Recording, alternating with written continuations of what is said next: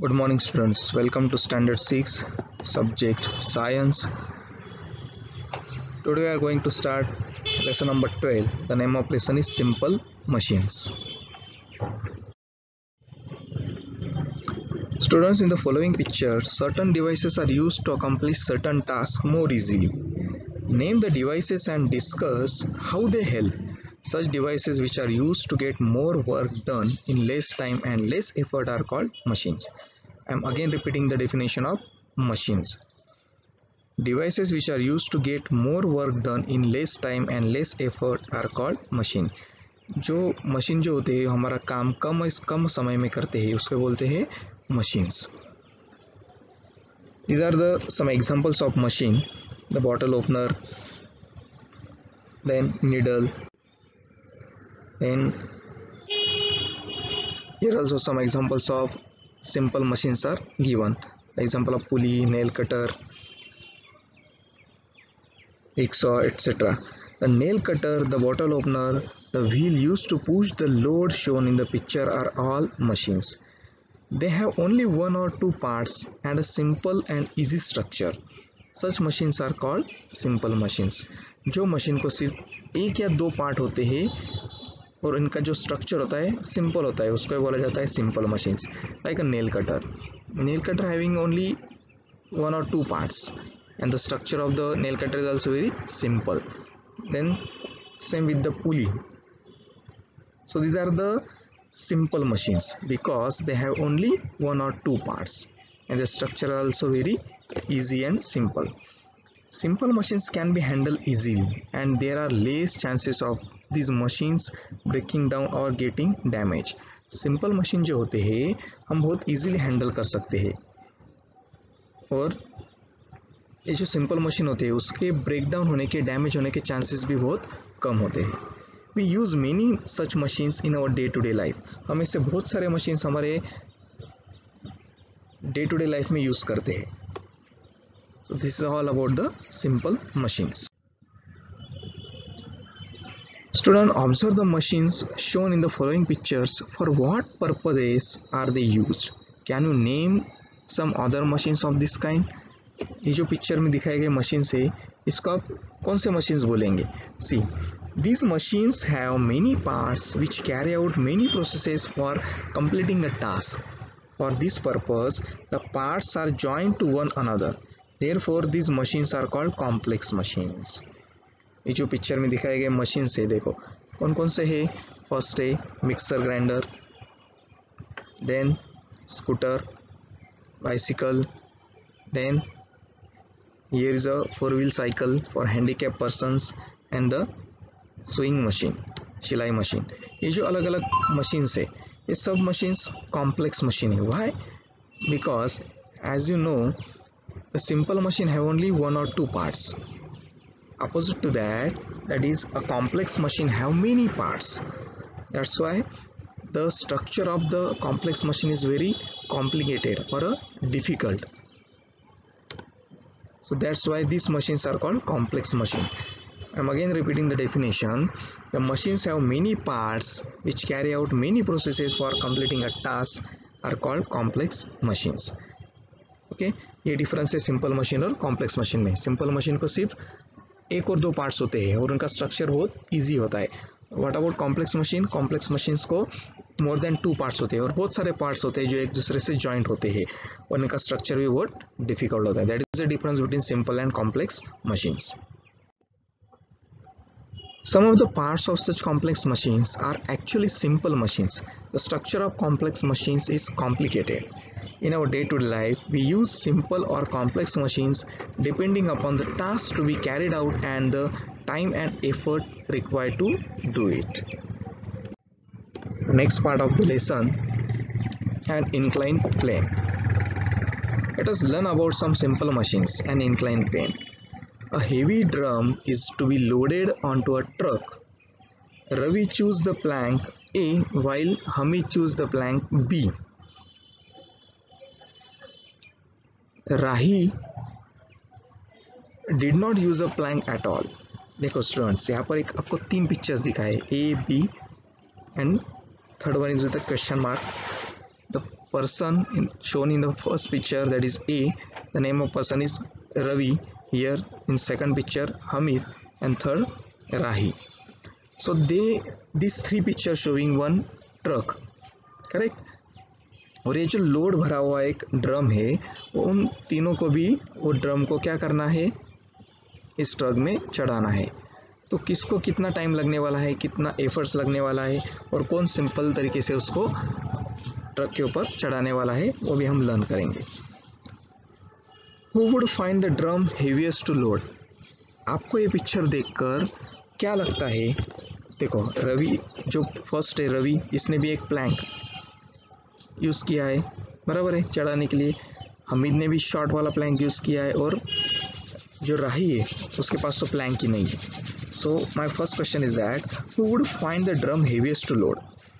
इन तीनों में से किसको ड्रम ऊपर चढ़ाना सबसे हेवी लगने वाला है? Second, who would find it lightest? और किसको सबसे सिंपल लगने वाला है? Very easy.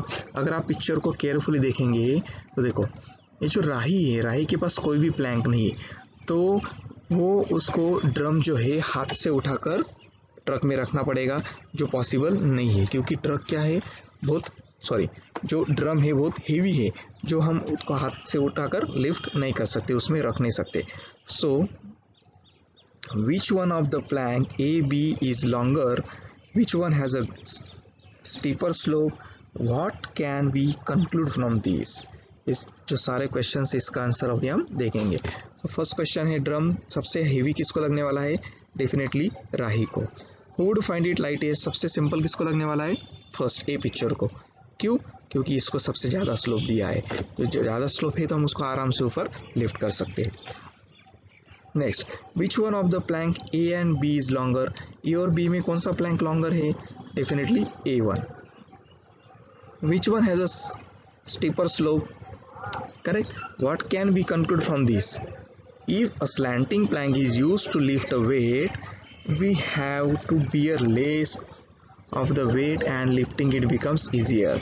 अगर हम स्लैंटिंग प्लैंक जैसे पिक्चर ए में दिखाया गया है हम यूज़ करते हैं तो हमें कम कष्ट लगने वाले हैं, हमें कम एफर्ट लगने वाले हैं उसको, जो चीज़ हमें उसको लिफ्ट करने में. Such a plank is called an incline plane. यही जो प्लैंक होता है इसको ही बोलते हैं incline plane. Correct. The more gradual the slope, the lesser is the weight we bear. But such an inclined plane is longer. The steeper the slope, the shorter the inclined plane, but we have to bear greater weight. अगर आपके पास shorter Planck होता तो आपको ज़्यादा effort लगेगी उसको वहाँ पर रखने के लिए, बराबर है. तो जो इंक्लाइन प्लेन का एग्जांपल हमें क्या शो करता है, अगर हमारे पास जो इंक्लाइन प्लेन होता है, बराबर है, जो इंक्लाइन प्लेन हमारे पास लॉन्गर है उसको हम सीधे तरीके से जब यूज़ करते हैं तो हम सिंपली जो भी ऑब्जेक्ट हमें वहाँ पर प्लेस करना है, ऊपर चढ़ाना है, वो चढ़ा सकते हैं. This is about the incline plane.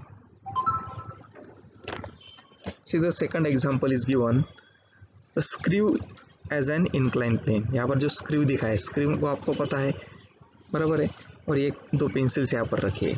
Cut out a triangular piece of a paper ABC. Draw a red line along the edge. AC roll this paper around the pencil as shown in the picture. What do you see? आपको क्या करना है, एक paper को triangle के shape में cut करना है, जैसे इस फिगर में दिखा है.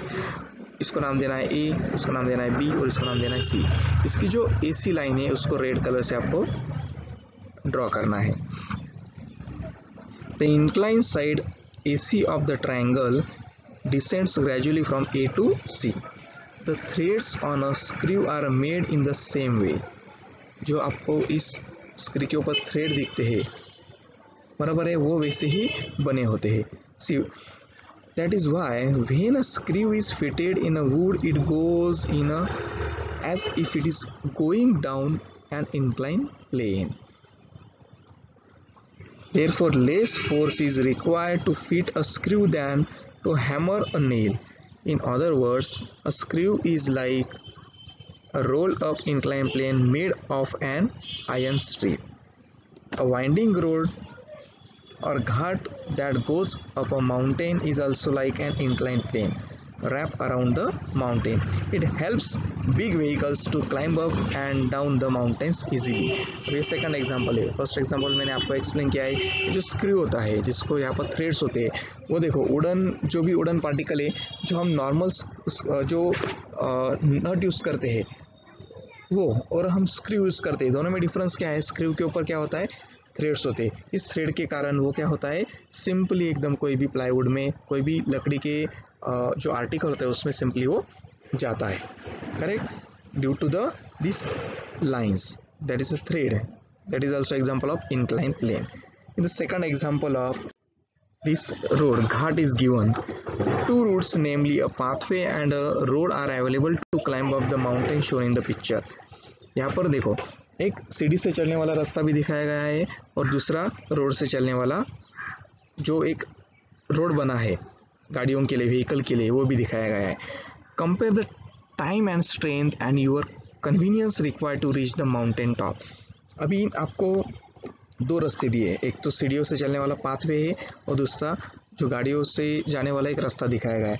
आपको अभी फाइंड आउट करना है आपको कौन सा रास्ता, आइदर पाथवे और दिस रोड इज सिंपल, आपको कौन सा उसमें सिंपल लगने वाला है. डेफिनेटली जो रास्ता यहाँ पर बनाया गया है गाड़ियों के लिए वो आपको जल्दी पहुँचाने वाला है और आपको लेस एफर्ट लगने वाला है कंपेयर टू द पाथवेज. जो यहाँ पे सीढ़ियाँ बनाई है उसको आपको ज़्यादा टाइम लगने वाला है चढ़ने के लिए. क्यों? क्योंकि यहाँ पर हमें जो माउंटेन को खुद को एक एक स्टेप्स को क्लाइम करके चढ़ना पड़ेगा, उसमें हमारे बहुत सारी एनर्जी वेस्ट होने वाली है. वही इस रास्ते से हम जाते हैं तो हम व्हीकल से वहाँ पर बहुत कम समय में रीच हो सकते हैं, पहुँच सकते हैं. That is also the example of incline plane. Students, this is all about the simple machine, complex machine and incline plane. Complete the given homework and send me the completed homework on my personal WhatsApp number. Thank you.